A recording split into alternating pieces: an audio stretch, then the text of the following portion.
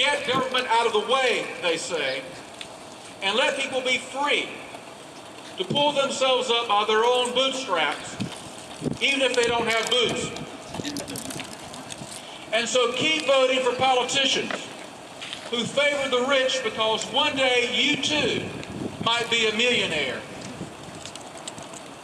And here in the South, that version of the American dream has been sold to blue-collar, working-class whites with a racial twist. It began with slavery, when aristocratic plantation owners convinced poor dirt farmers that people with darker skins were inferior to them, and that therefore it was permissible to buy and sell them on the auction block like livestock. And then the plantation owners convinced the poor dirt farmers to fight a war to preserve a way of life, a privileged way of life that did not extend to them. And when that war was lost, the dirt farmers were told that it had been a noble lost cause, so noble that you'll see so many monuments on these grounds touting that noble lost cause. And that the poor dirt farmers could preserve their dignity if they created a segregated society that would denigrate the dignity of people of color. And when the plantation owners became the mill owners, and the dirt farmers became the mill workers, they were told they couldn't form unions because black workers could not earn equal benefits and wages with white workers. And when it came time to win elections, the elite power brokers created a Southern strategy of convincing blue-collar, working-class whites to vote against their own economic interests in order to maintain their supposed racial superiority.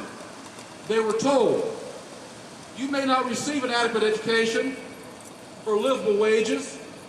You may not have health insurance or a pension. You may work your fingers to the bone and never get ahead in this life. Your children may not be promised a future that's better than yours, but at least you're not black. And people who have nothing will cling to something if it gives them a sense of pride. Now, I know we're not supposed to talk about class in this country. It's okay to talk about race and gender and sexual orientation, but we can't talk about class. We're supposed to pretend that everyone belongs to the middle class. But the fact is that class division in America is real. And each class has its own interest that come into conflict with the interests of the other class. And let us be clear, it is in the interest of the uber rich to slash the top income tax rate, corporate gains taxes, and inheritance taxes, so as to shift the tax burden to working people and create a deficit that forces us to dismantle our social contract.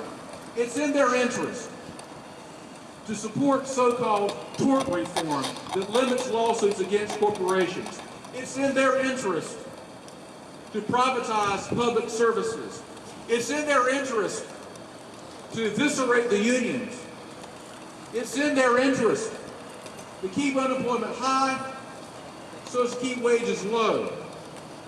Make no mistake, you and I are engaged in a class war, and we're losing.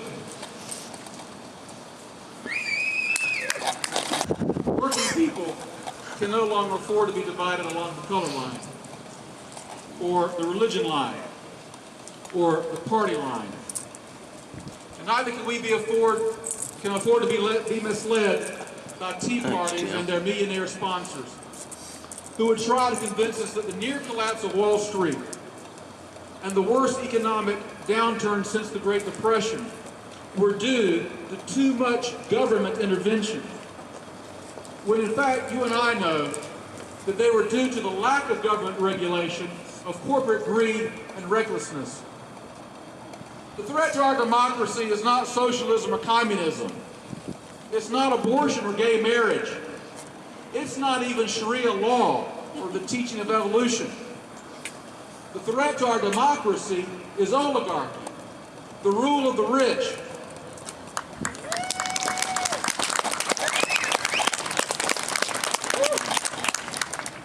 We are ceasing to be a government of the people, by the people, and for the people, and are becoming a government of Goldman Sachs, by ExxonMobil, and for Citibank. Of the rich, for the rich, by the rich. As Justice Brandeis once put it, we can have democracy in this country, or we can have great wealth concentrated in the hands of a few, but we cannot have both. Back in 1968, Martin Luther King and the other warriors of the civil rights movement could not have imagined an African-American senator standing on Capitol steps laid by African slaves, taking the oath of office as President of the United States.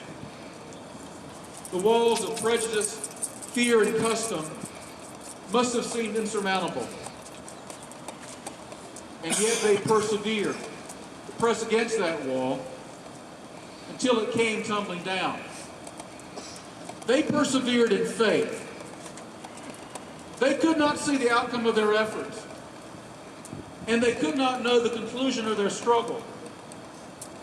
But they sacrificed their time and their reputations, their families and friendships, their careers and livelihoods, and their very lives,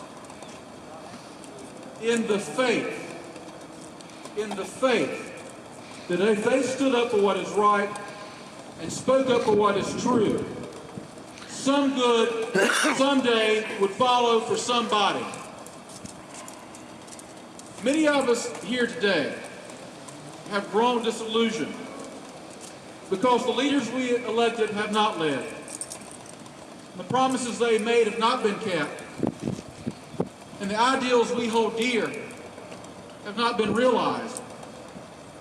And we become disheartened because the forces of retreat and retrenchment have dug in their heels with renewed determination. But let us remember that progress has always been an uphill battle. Power concedes nothing without a demand, counseled Frederick Douglass. It never has, and it never will. You and I must not falter or fail. Our precious democracy is at stake, and democracy is not a spectator sport. If not you, then who? Yeah. If not now, then when? The time is always right to do what is right. And it's time, brothers and sisters, to speak truth to power and to exercise our power. It's time to occupy Wall Street and Main Street and the voting booth. Hallelujah.